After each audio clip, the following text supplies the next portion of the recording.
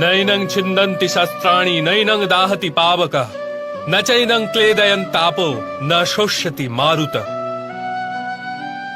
আত্মা না অস্ত্র দ্বারা ছেদ করা যায়, না অগ্নি তাকে ভস্ম করতে পারে,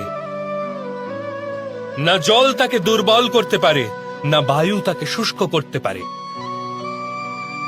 আত্মা শরীরে অবস্থান করেও অমর।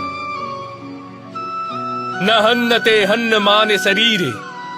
পার্থ, শরীরের হত্যা করা সম্ভব, কিন্তু আত্মার হত্যা কখনোই করা যায় না। আত্মা তো সর্বব্যাপী, অচল সে, দৃঢ় সে, সনাতন সে।